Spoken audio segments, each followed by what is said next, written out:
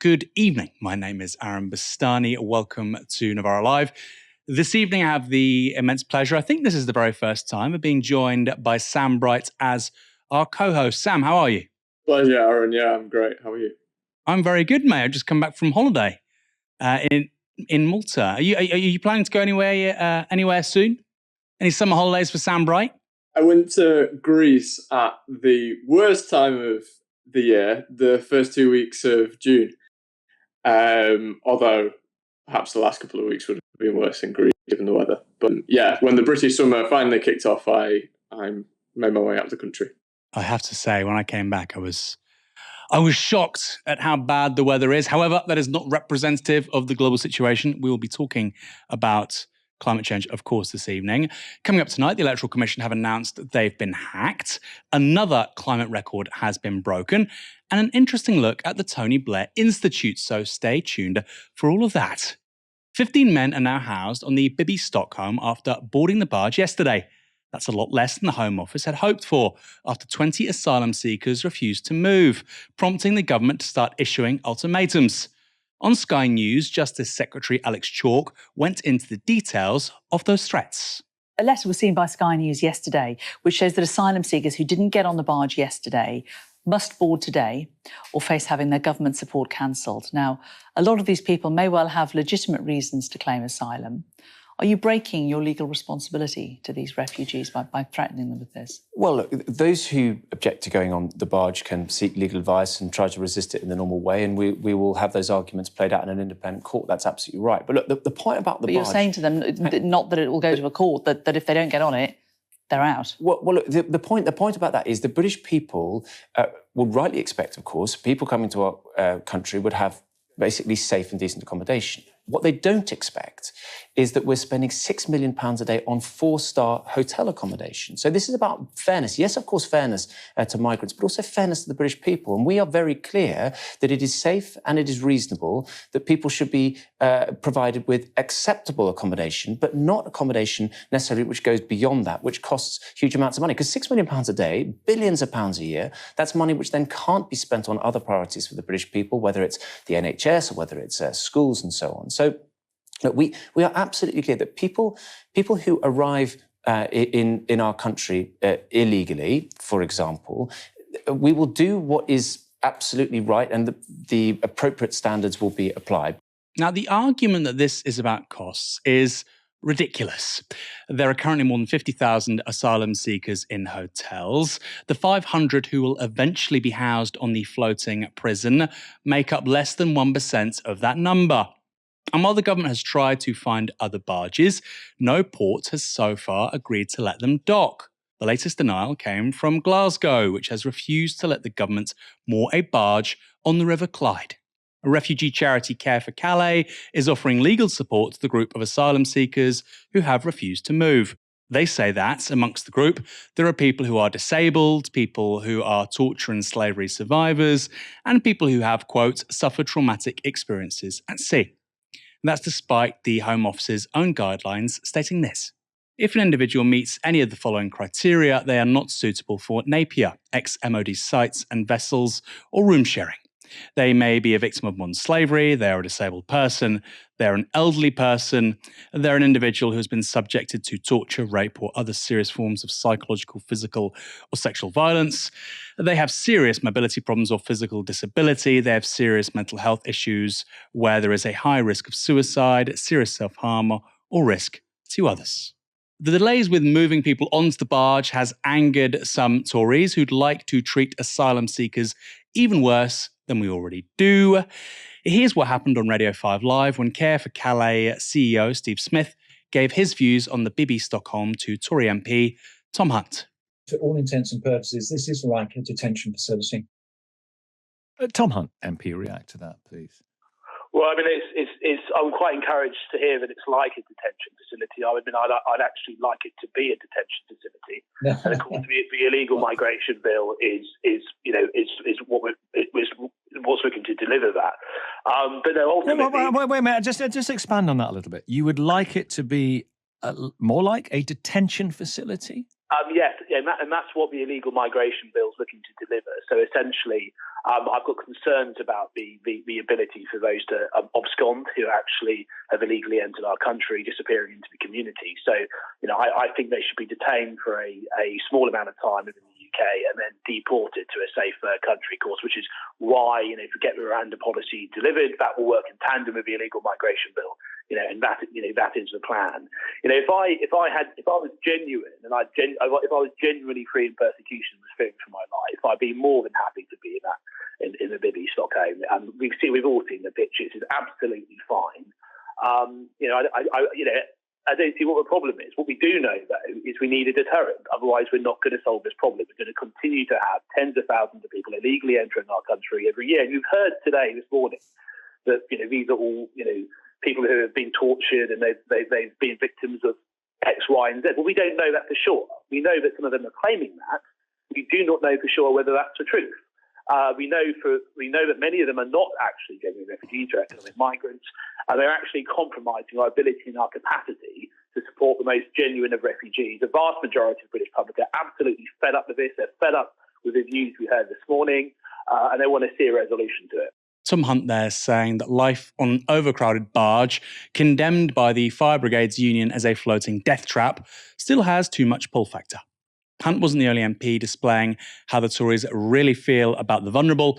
Speaking to The Express, a Tory party deputy chairman, Lee Anderson, said this: if they don't like barges, they should fuck off back to France. I think people have just had enough. These people come across the channel in small boats. If they don't like the conditions they're housed in here, then they should just go back to France, or better not come at all in the first place. On LBC, Alex Chalk was asked what he thought of Anderson's comments. Your colleague, Lee Anderson, Tory Vice Chairman, has told express.co.uk if they, the asylum seekers, don't like the barges, then they should clear off, I've changed that word, clear off back to France. Yeah. Does he speak for the party? Yeah, Lee Anderson expresses the righteous indignation of the British people. Yeah, he does it in salty terms, and that's his style. But his indignation is well placed. The people are coming from a safe country. Clear off back to France. Well, people are coming from a safe country. France is a signatory to the European Convention on Human Rights, and people should claim asylum in the first country. It's not like there shouldn't just be like a sort of open shopping list of where you want to go. So he expresses himself in his characteristically robust terms, but there is a lot of sense in my respectful view, in what Lee said. Just to be clear, the 1951 Refugee Convention does not require a person to claim asylum in the first safe country they reach. That's not accurate. If it was the case, you would have millions more people in places like Jordan, Lebanon, and Turkey than we already do. Sam, the Tories obviously think there's political mileage in this stuff, but it does feel like this policy of the barge, while perhaps being popular with the base they need to mobilise, get angry, might not be workable, because what we're hearing from places such as Glasgow is that people don't want these things on their doorstep. Do you think this is a policy they can execute, or is this just going to be another case of a few good headlines for 6 months and really goes nowhere? Yeah, I mean, I don't even think that it will create good headlines. I mean, we have to look back to what started all of this, and it was Farage propping himself up on the Kent coastline, actually during the COVID crisis, and having his camera on asylum seekers coming across. And then a focus on the news in the tabloids and on the BBC about the sheer numbers of people coming across, which, compared to the amount of people in this country and the amount of people claiming asylum in general is negligible. But whatever, there is a focus on numbers. And like you say, the barge isn't going to significantly deter people. I mean, Tom Hunt, when he was talking in that clip, said, oh, the barge looks fine, but also it's a deterrent. And this is exactly what they're saying with Rwanda as well, is that it's both an acceptable destination, but it's a deterrent. The whole thing is going to fall apart on contact with reality. It won't do what the Tories want it to do. And yeah, it might generate a couple of headlines, but ultimately it's not going to make any political headway, and neither will it policy-wise either. It's an interesting prediction. I suspect you're right. Interestingly enough, it's not just asylum seekers in the crosshairs of the government. They're also taking out their anger on the lawyers who represent them too. Home Secretary Suella Braverman has announced a new task force to catch immigration lawyers who she brands as immoral. And this latest Home Office move follows a Daily Mail investigation in which they secretly filmed a small number of solicitors agreeing to help an undercover journalist submit a fraudulent asylum application. Braverman wants to significantly increase the number of lawyers prosecuted, and the penalties are pretty stark too. This is really extraordinary. Lawyers now face a maximum sentence of life in prison after the Nationality and Borders Act increased the maximum term from 14 years.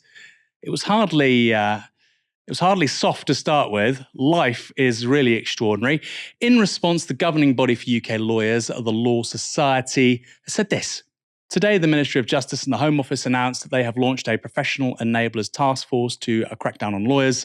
Responding, Deputy Vice President of the Law Society, Richard Atkinson, said the government regulators and law enforcement agencies already have the powers they need to deal with immigration advisors engaged in misconduct. The overwhelming majority of immigration lawyers continue to support the rule of law through their adherence to the law and professional standards set by the Solicitors Regulation Authority. So is this all just a distraction from the Home Office's failings? Good Morning Britain put that question to Justice Secretary Alex Chalk. By your own admission, it's a small minority. It's a big headline for a small minority. And frankly, to many people, might just seem like a very good distraction from the fact that the backlog is going up and you are not able to deal with it properly. And you've been in power for almost 14 years. Well, of course, it is a small minority, but they do a disproportionate amount of harm, as I say, because it can mean that individuals who have no reason to be in this country and potentially are, a threat to the country, who shouldn't be here, are here because of dishonesty. So although it's a small minority, they can have a disproportionate impact. It's not just fraudulent lawyers that Alex Chalk is coming for. Here he is on the Stay programme responding to a question about Care for Calais lawyers helping asylum seekers who are refusing to move to the Bibby, Stockholm. Are they lefty lawyers that are doing this? Or are they just lawyers doing the job that they're paid to do, using the laws of the land? Let me tell you, the strong tradition of lawyers in this country is that you simply act for your lawyer with your client without fear or favour, and you don't necessarily associate yourself with that cause. But I think it is fair to point out that in the last 10 years, there has been a growing and I think regrettable trend for lawyers to actively sort of parade their politics and to identify more with their clients. And I don't think that, if they can avoid that, they should avoid it. I mean, it's much better, I think, for lawyers in the main to keep their politics to themselves and to simply do their job on behalf of their clients. But some seem to be much more willing and indeed almost enthusiastic about parading their political opposition. I think that's a mistake. Everybody can be political unless you're a nurse or a teacher or a doctor or a lawyer or a journalist. The only people who are allowed to be political are Conservative MPs, it seems. Sam, what do you make of Suella Braverman's war on lawyers? Yeah, I mean, it's as farcical as you make out. It was interesting, actually, in that very first clip that you showed of Alex Chalk on Sky News, he seemed to suggest that one of the ways in which they might solve the disputes that emerge from the asylum policy is to go through the courts and for the lawyers to make their case. And then when it was pointed out that they simply want to boot asylum seekers out of the country without any due process, he sort of swallowed his tongue at that point. I find it part of a trend, though, as well, which is quite interesting, which it seems that as though Conservative MPs are going after their natural constituencies. You've seen Farage going after the bankers. You see Braverman and Alex Chalk himself, a lawyer, going after the lawyers. So these are institutions where the sort of Conservative establishment dominates. And it might be, a relatively good short-term political ploy, though I suspect probably not. But I wonder how that turns out in the long run and whether there might be a backlash from those institutions against the Conservative Party itself. It's certainly a long-term trend to look out for, I reckon. It's pretty extraordinary, isn't it? I mean, the funniest one for me is the National Association of Head Teachers. This is the quintessential bourgeois, centre-right, highly professional, buttoned-up, Tory, professional advocacy organisation. And like you say, look, those guys were going on strike. And so lawyers, head teachers, doctors, that was the base of the Conservative Party for a very long time. And I think you're right that it's going to have consequences for them. Labour have made it clear that if they win the next election, they won't be getting rid of inhumane asylum accommodation like the Bibby Stockholm Barge, at least not straight away. They've said the barge is not the solution, but also that they'll be lumbered with the policies and practices that the Tories have left them with.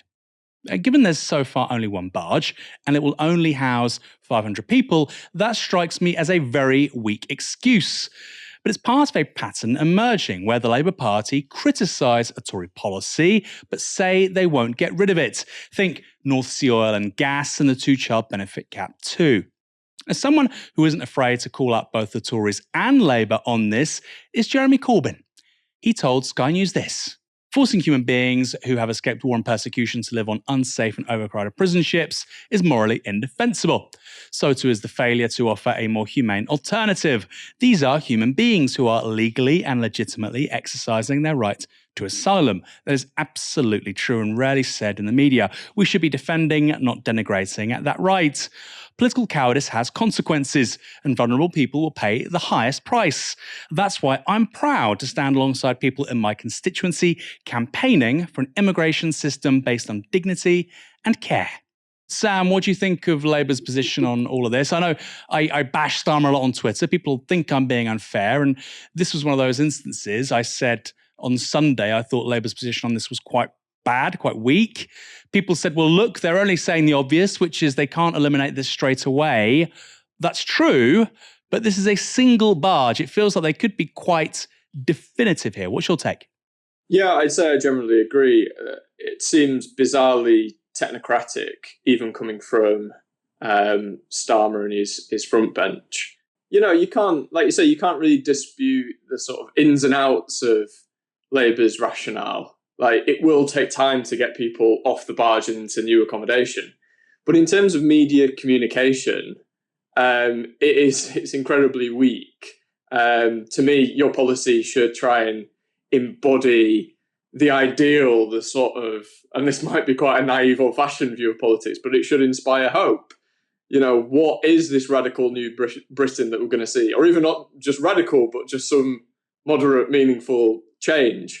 And I think ultimately my reflection on this, in terms of why I'm quite worried about what Labour has said, is that the one guardrail that they have currently is that this is a Tory failure, and the asylum system won't be easy to sort out. And so Labour, when it gets into office, is going to be pummeled by the right-wing press over all of this, and it will see its poll ratings starting to decline over the issue. And, you know, in order to come up with a better, rational, more humane system, Labour's got to stick to its guns, or have some guns at all to stick to. It's got to have a firm ideological base. And I think this shows, once again, sadly, you know, I have to say, I'm less, you know, I attack Labour less than you at the minute, Aaron, but I have to say it's disappointing once again. The data of millions of voters may have been hacked. And that's according to a recent revelation from the Electoral Commission. They say their systems were subject to a cyber attack by, quote, hostile actors. Well, sounds very John Grisham, which was only discovered last year. That left voters' data going back to 2014 accessible to the hackers, including names and addresses. Now, the hack is thought to have taken place from August 2021. So should we be worried? The Commission's CEO, Sean McNally, said this: "The UK's democratic process is significantly dispersed, and key aspects of it remain based on paper documentation and counting. This means it will be very hard to use a cyber attack to influence the process. Nevertheless, the successful attack on the Electoral Commission highlights that organisations involved in elections remain a target and need to remain vigilant to the risks to processes around our elections." The Electoral Commission says it can't know conclusively what data the hackers accessed, but that most of what they store is in the public domain anyway. As to why we're only hearing about this story now, they say it's because they had to notify various security bodies and beef up their own security before making the hack public. Sam, this was really interesting for me because it's something we've debated so much in the UK in recent years. You know, we take so long to find out the results for our national elections. Is this hack an argument for a paper-based system? I think when I saw this story, I thought, oh God, we're going to be doing.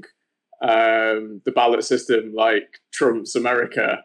And nobody wants that. You know, I was a bit of an idealist when I first got interested in politics. You know, being someone who comes from an area that's quite disconnected politically, you know, the internet enabled me to be able to, you know, get involved in politics for the very first time and talk about it online.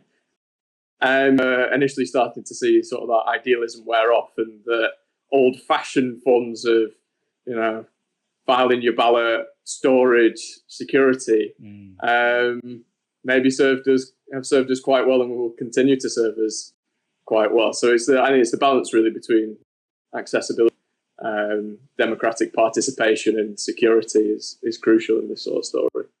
July saw a raging fires across southern Europe, with places like Greece and Spain seeing tourists and residents fleeing the flames.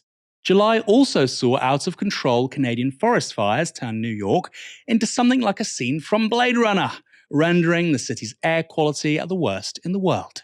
There were also other forms of catastrophic weather events in Europe, like floods and enormous hailstones. We all knew the weather was out of the ordinary, and now it's been confirmed. The Times has this headline: July was the hottest month ever recorded on Earth, smashing all previous heat records. Now, suffice to say, this is very bad news, with scientists warning that previous records were broken by a staggering margin. This graph shows the changes in average global air temperature between July 1940 and July 2023. Temperatures start climbing in the early 1980s, rising from 16 degrees Celsius in 1980 to 16.6 degrees in 2020. That's a 0.6 degree change across 4 decades. Significant, but gradual. This year, however, the temperature has leaped by almost 0.2 degrees in a single year, taking us to 16.95 degrees, by far the highest figure ever recorded. The data also shows that this July was 1.5 degrees Celsius higher than pre-industrial temperatures. Now, 1.5 degrees, that might sound familiar. Well, it's a significant figure because it's what over 200 nations agreed to hold global warming to when they signed the Paris Agreement in 2015. But it's important to say a single hot July doesn't show we've breached that crucial figure. The agreement only fails if average global temperatures stay this high for a continuous period of 20 years. So what that means is corporations and governments hoping for the odd chilly summer over the next 2 decades to show that climate change isn't really happening. The data was provided by the Copernicus Atmosphere Monitoring Service. France 24 asked its director what this new record says about the future. Does the data give you any trajectory that continues to allow us to say what we could be experiencing in just a few years' time? Yes, as you rightly said, it's a big concern, but it's not a surprise. The driver for these hot temperatures and this record being broken year after year are the emissions of CO2 and methane from fossil fuel. And these, they continue to increase year after year. It's 37.5 billion tons of CO2 that the world is emitting. And as long as this figure will not drop to zero, unfortunately, this tendency that we are seeing will continue. Even in Europe, for instance, between 2021 and 2022, there has been a little decrease by 0.8%, but it has been still 2.8 billion tons of CO2 emitted by EU 27. A pretty unequivocal opinion there. It's only going to get worse unless we dramatically cut CO2 emissions, but we knew that already. Some of last month's heat can be blamed on the cyclical El Niño weather system, but not a lot. Michael Mann, Presidential Distinguished Professor of Environmental Science at the University of Pennsylvania, told The Times that El Niño accounts for 1/6 of the climate record, with about 5/6 due to human-caused climate change. It's not just average air temperatures that are changing either. The seas and oceans are heating up too. This graph shows daily average sea temperatures from 1979 to this year. Very similar to what you saw with the previous chart. Each blue line is a single year, with the yellow lines representing 2020 to 2022. However, the orange line is 2023, and it's about 0.3 degrees Celsius higher than it's been since records began. Rises in sea temperatures are being blamed on the oceans absorbing ever greater quantities of heat from the warming atmosphere. Our oceans are huge absorbers of CO2, helping to slow climate change. But as their temperatures rise, their capacity to absorb CO2 diminishes. It's a very terrifying feedback, one of many. It was reported last week that average sea surface temperatures hit a new high of 20.96 degrees Celsius on the 30th of July. That record has already been broken, hitting 20.97 degrees on August the 3rd. Sam, we've just bombarded our viewers and listeners there with a bunch of data, but it really is terrifying, isn't it? Because what you see across all the data is a quite slow but incremental rise, really from 1940, from the mid-20th century all the way through to the early 1980s. And not only are things accelerating, which lots of people predicted, but it feels that at the start of the 2020s, we're now at the beginning of something really dramatic, really terrifying. What's your read on this? My day job is at the climate investigations outlet DSMOG, so we track all this quite closely, and particularly the misinformation around this. And I think it's one of the real sad features of modern British politics and indeed Western politics in general, that with the temperature rising, so too has climate science denial increased. You know, it's a fairly mainstream opinion within conservative politics currently that global warming either isn't happening or isn't caused by humans.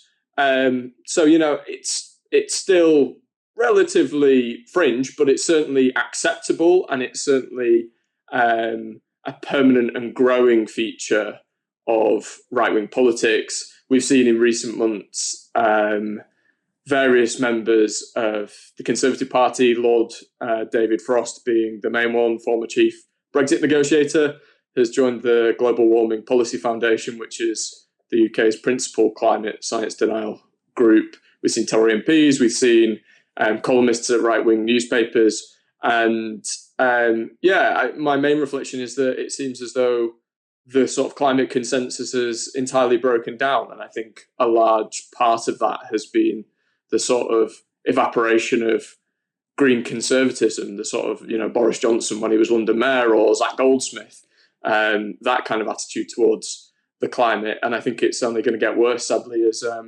global temperatures ramp up. Sam, that is fascinating, because I think most people view, you know, how do we address the climate crisis? We have to radicalize people. What you're saying is actually something a little bit different, is that people being radicalized in the other direction is really problematic. And the collapse really of a center-right base of support for mitigating climate change, addressing these problems. We've seen that in the US for decades. It's now really kicking in over here. Are there differences, though, between the sort of climate denialist right in the US and the UK, and so much as here, outright denial seems a little bit less acceptable, and what you get instead is, oh, well, maybe it is a thing. You know, I said it didn't exist 10 years ago. Maybe it does exist. But anyway, we're only 1% of the global CO2 emissions. We're not China. Blame them. Blame Africa, because they're going to see a doubling of population between 2020 and 2050. Is that fair? Are there quite sort of important distinctions between sort of the hard climate denialism of the US and the softer climate denialism of the UK? Yeah, I'd say so in general terms. But I think that, as in all things with the culture war, we're following closely behind America. I mean, you know, there's plenty of networks between America and the UK. You know, we're going to talk about think tanks in a second. And, you know, there are plenty of links between the groups spreading climate denialism in the US and in the UK. So I think it will seep into the UK increasingly as time goes on. And there's a war going on in the tabloids where net zero is concerned that has only been amped up by the Uxbridge and South Ruislip result. And it is honestly on steroids at the minute. So I can't see it being too long before we get the outright denialism in the mainstream in this country. In 2007, Tony Blair stepped down as Prime Minister. But despite leaving the political spotlight, or at least having it dimmed, he's remained a conspicuous figure in British politics in the 16 years since. In fact, if anything, he's gained influence in recent years. The primary vehicle for that is his think tank, the Tony Blair Institute for Global Change. Tom McTague has written a highly informative article about the man and the institution he chairs. Writing for Unheard, he starts by detailing the unique nature and scale of the Tony Blair Institute. The Institute was born in 2017 and now employs more than 800 people worldwide, some with salaries as high as $504,000, though Blair does not take one. He has offices in London, New York, San Francisco, Abu Dhabi, Singapore and Accra, and enough money to stage the slickest political conference in Britain. He has a media team to manage his media grid, a policy team to shape national debate, and a delivery team to project manage his priorities around the world. And McTague goes on to illustrate the caliber of people working at the top of the TBI, something which again makes it pretty unique in the British think tank context.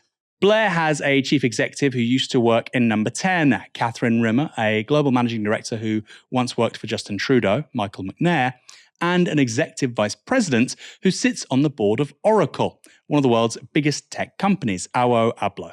His policy unit, meanwhile, is the only think tank in Britain with American levels of funding and a direct line into both the government and opposition, not to mention the commissioners in Brussels and tech titans in San Francisco. It is this arm of the TBI which has produced policy papers on everything from Brexit to AI to COVID. Its influence is such that cabinet ministers and even prime ministers, including Boris Johnson and Liz Truss, are regularly in touch. Starmer's agenda as Labour leader now so closely resembles the policy prescriptions put forward by the TBI, whether on the need for a closer relationship with Europe or a new planning regime. There is talk throughout Westminster of a Blairite reconquista. He has openly offered his institute to help Starmer if he becomes Prime Minister.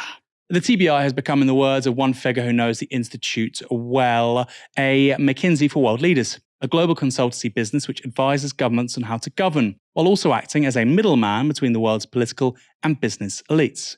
Astride it all, of course, is Blair himself, the man who decides what the organisation should focus on, who it should help, and where it should expand. Like a senior partner in a law firm, Blair brings in the clients using his connections with the rich and powerful. Here's where things are really interesting from a UK perspective, because in 2017, as left populism experienced something of a high watermark in the UK, with Labour enjoying the largest vote swing since 1945, Blair set up a new project about, quote, renewing the centre. This started, as McTague writes, by recruiting young Anglo-Americans to come up with ideas to save the liberal order as they saw it. From the beginning, though, there were tensions in the team. Some believed that given Blair's background as Labour leader, renewing the centre meant, in effect, renewing the centre-left, finding new policies that would rebuild the coalition of progressives he'd once so successfully amassed. Others, though, saw it differently. For them, renewing the centre meant renewing both the centre-left and the centre-right, and even forming an alliance when necessary to defeat their existential enemy, the populists, who must never be appeased. I was told Blair was firmly in the latter camp. Now, it does feel like the Blair Institute is on a whole other level compared to the right-wing think tanks who have traditionally made the weather on policy in this country. We've talked about it so frequently on this show, rightly so, by the way. Sam, you've said a great deal about it too, but this is key. This is a really big shift. And I guess if you're a centrist, you think it's a great shift, it's a good thing, but it's a definite shift.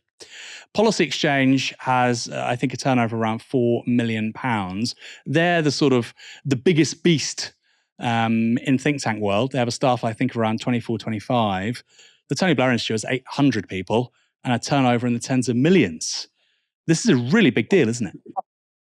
Yeah, for sure. I mean, I think one thing that you've got to factor in as well is that there's at least half a dozen similar think tanks to Policy Exchange, as I've written in and around tweets. So that means that there does have a greater sort of body of dark money think tanks that can weigh in on policy issues, but also means that perhaps the influence of one is mitigated by the number of right-wing think tanks out there. I mean, it strikes me that the sort of scope of the Tony Blair Institute is similar in some ways with what you have on the right with the Atlas network, which is essentially a group through which various libertarian, generally dark money funded think tanks are coordinated on a global scale. The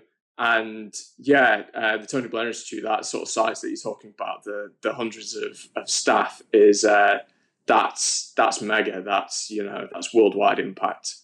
Most concerning of all regarding the TBI, the Tony Blair Institute, is the potential for policy capture and how this interfaces with elite capture by the ultra-rich. Previous funders for the TBI include the US State Department and the Saudi government. However, a more recent benefactor is Larry Ellison, co-founder of software company Oracle, who is estimated to have a personal fortune of $140 billion. He's fourth or fifth wealthiest person in the world, basically.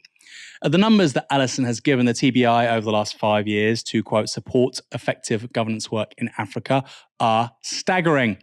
It started with $5 million in 2018, then $30 million in 2019, then $93 million in 2020, and in 2021, Ellison gave the Tony Blair Institute $83 million. $83 million. But what's wrong with that, you might say, Aaron? What's wrong with that? Why are you being so mean? You're picking on Blair. There's no commercial interest here for Ellison after all. But there is. Because in June last year, Ellison purchased the electronic health record company Cerner for almost $30 billion. About that purchase, McTague writes this. Almost immediately after the purchase, Ellison announced that it would help him realize his aim of building a single national database for health records. The plan was endorsed by Blair. His hope is that, using Oracle technology, every American will be able to store their medical data online. It is a visionary move, which, if it pays off, would make Oracle the Amazon of health records. To some, the partnership with the TBI makes good philanthropic and commercial sense. If Oracle can show that digital health records work in Africa, why not elsewhere? And by partnering with the TBI, Oracle gains access to parts of the world it might not have been able to reach before. So there's a very strong case that Ellison wants to buy and shape policy in order to make money. I'm sure he thinks what he's doing serves a wider social good as well. Maybe it does. Maybe it does. But people don't just spend $30 billion every day of the week. Certainly don't do it as a piece of charity. Inevitably, many will have problems with all of this, as McTague goes on to write. The problem is that such a scheme to create a single national health record database is not only incredibly complex and hard to deliver, but extremely contentious. In fact, the main objection is not technocratic, but political, even moral. Do we want every health record to be stored on a cloud run by one corporation? Oracle is already facing a lawsuit in the US over claims it has unlawfully collected information on 5, I think that's probably million people, not 5 billion people. That'd be pretty impressive if they had. I think there's a real danger with the Tony Blair Institute, particularly as centrist governments are more likely to take his proposals seriously and simply view them as common sense and pragmatic. After 15 years of big tech running riot through the offline economy, our civil liberties, and many people's mental health, Blair is one of the few remaining technological utopians. He has no real critique of technology, just that it will solve all our problems. Poverty, inequality, the housing crisis, healthcare, more technology. More. And he has no real critique of how business can leverage the monopolizing tendencies of big tech, which we've seen for more than a decade, to achieve massive profits while leaving the average Joe worse off. With the prospect of a Labour government here in the UK, those are things I think progressives should be absolutely vigilant about. Sam, am I being unreasonable? It's a funny one because this article was published, I think it's a very interesting, good article. And then people sort of were quote tweeting it saying, oh, heaven forbid, digitized health records and, better efficiencies. And I'm somewhat sympathetic to that argument. But it is clearly a danger to have one company involved in that. It's not competitive. If you're a capitalist, you're meant to believe in markets and competition. That ain't it.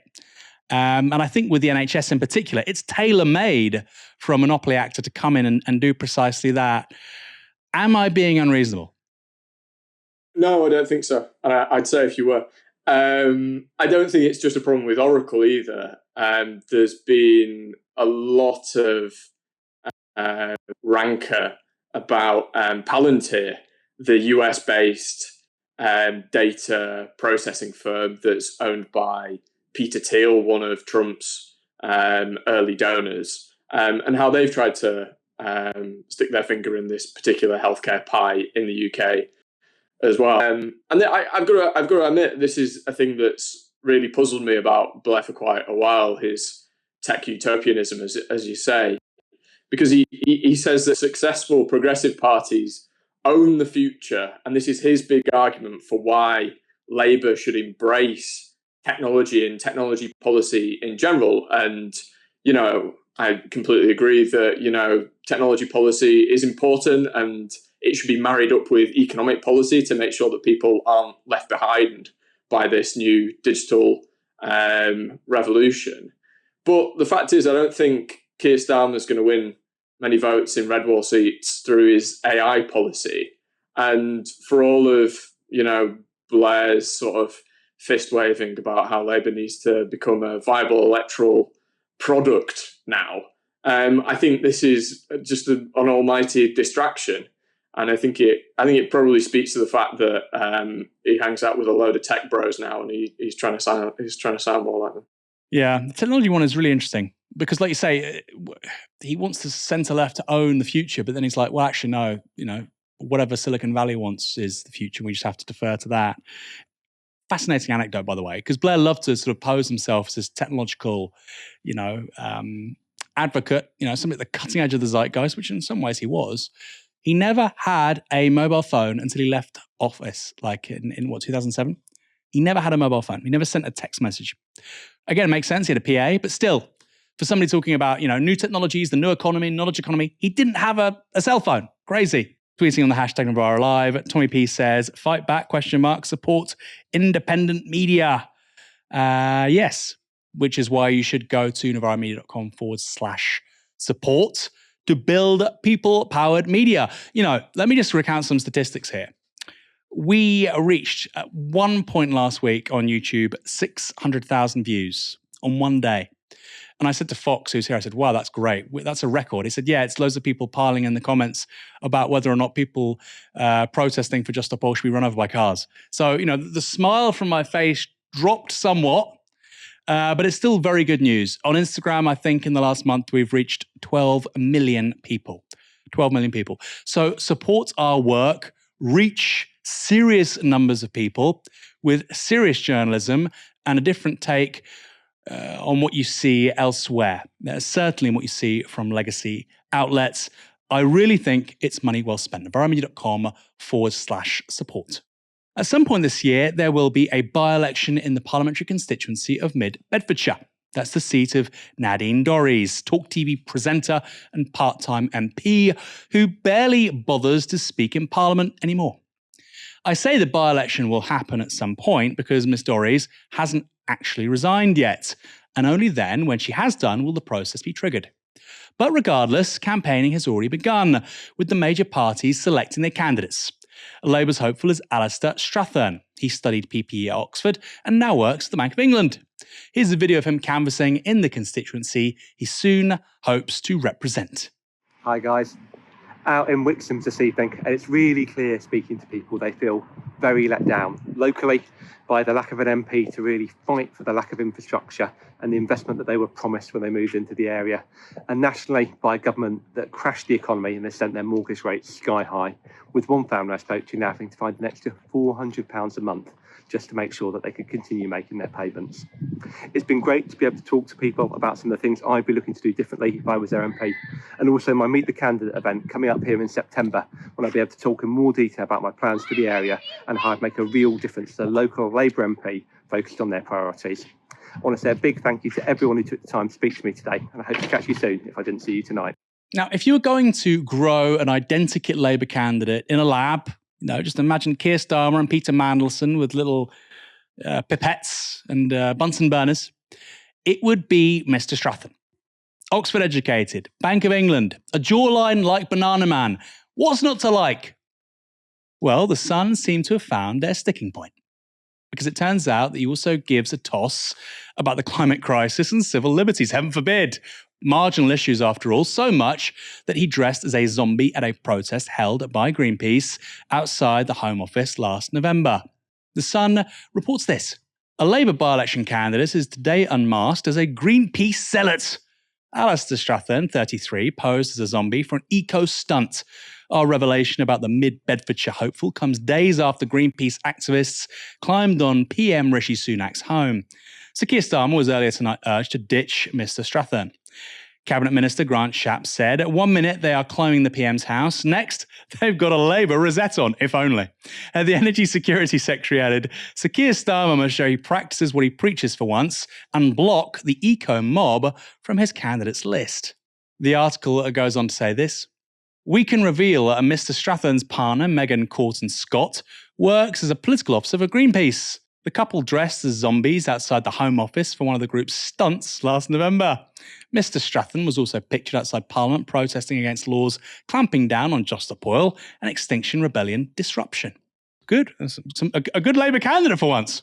Now, I found this story really striking for a few reasons.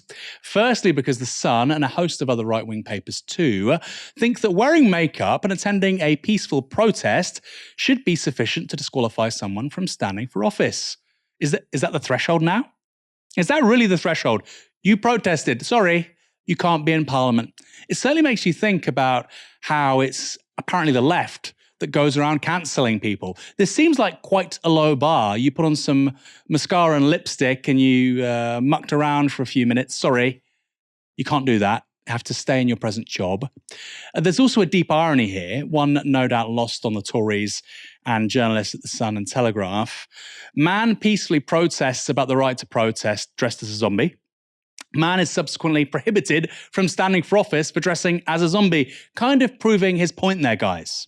How do people engage in politics if they want to change things, if they can't protest, and they can't stand for the only opposition party that's going to really win seats? The default authoritarianism this story highlights is anything but funny. Sam, they have a majority of over 24,000 in mid-Bedfordshire, so they shouldn't be worried.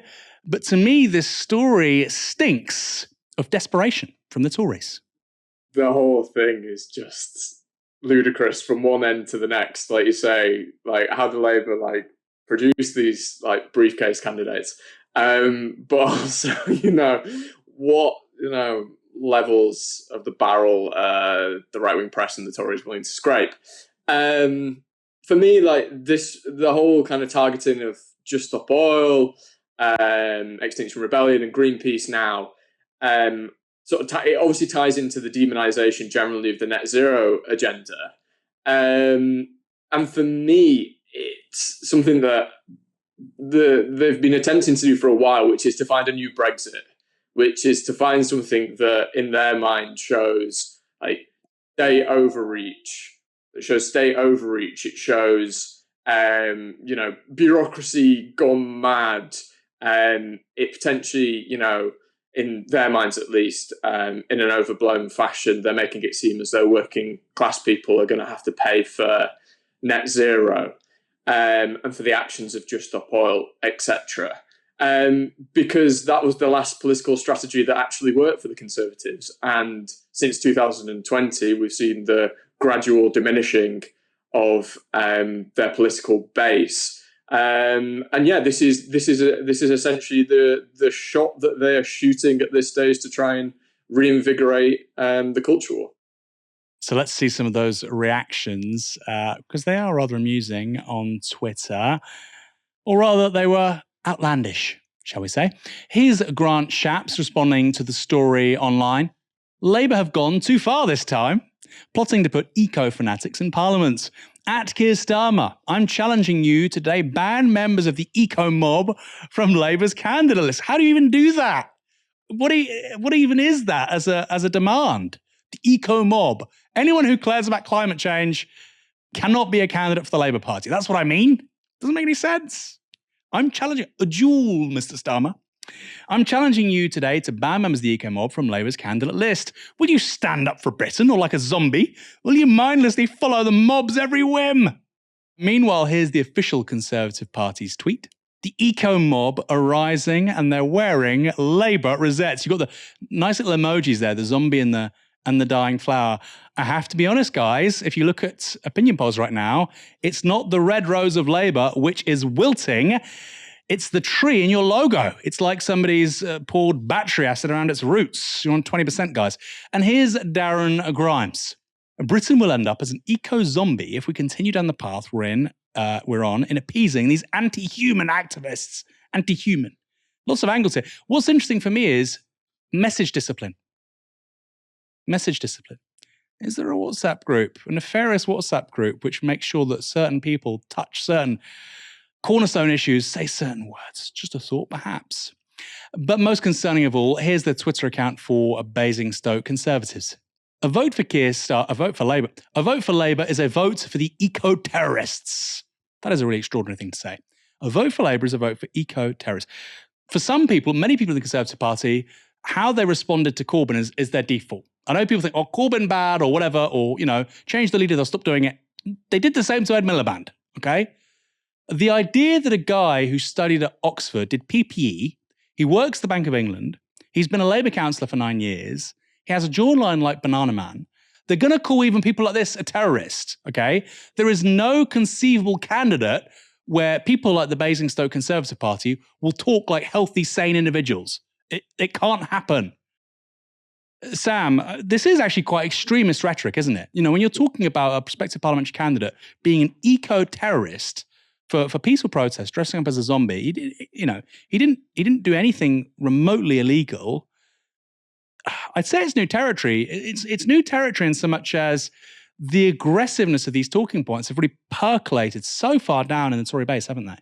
Yeah, definitely. And I'm sad to say that it's not just in the Novara comments section where people are debating whether to run over eco-protesters. This is like a big right-wing talking point now. Like it's they're showing footage of people standing up to these supposed eco-terrorists. And it's just they're fanning the flames. They know exactly what they're doing.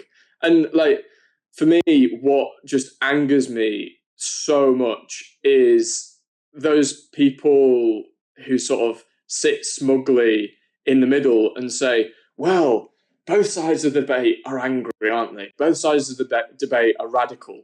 And it's like, I'm sorry, on the one hand, you've got people calling for protesters to be jailed, run over, calling them terrorists. And then when anybody bites back from the left or even the centre, supposedly we're just as bad. And it's just, I'm sorry, there's just such a huge imbalance in terms of both the rhetorics used and the platforms through which people are making their cases. These people are making their cases through the literal British government, through the tabloids, through some of the most read publications in the country, through massive social media accounts. And then when somebody says austerity was bad and it killed 300,000 people, apparently that's equivalent. And we've just got to get out of this narrative mess that supposed sensible commentators have us in. It's a real shambles on this particular issue because you do get a lot of virtue signaling from Tories. I know people don't like me saying that word. It's often said to denigrate the left, but there is we're virtuous, wonderful people. Virtuous, wonderful people don't have local constituency parties referring to their opponents as terrorists. They don't. If you're virtuous, that tweet would no longer be up. The person who published it would get a really big slap on the wrist. It ain't happening because that's the norm for the right in this country. Before we go, one more super chat. Philip Scott with £10. Independent media, it's where it's at. Thank you so much. I agree so much. I helped start Novara Media. Just cancelled my TV license fee. I would never endorse such a thing. I like BBC Radio 4. I'm not such a fan of the rest of the content they put out. I would like to still just pay for the radio. You used to have that option. You don't anymore. If you agree with Mr. Scott, go to novaramedia.com/support to help us build a people-powered media and a very different kind of media to what you see elsewhere. Sam, thanks for joining me this evening. Some great takes. Pleasure. And it's a lovely town, Aaron. Stellar. A lovely town. It's not foundation. This is the real McCoy. And thanks everyone for watching this evening. Come back tomorrow for another live stream from 6 p.m. For now, you've been watching Novara Media. Good night.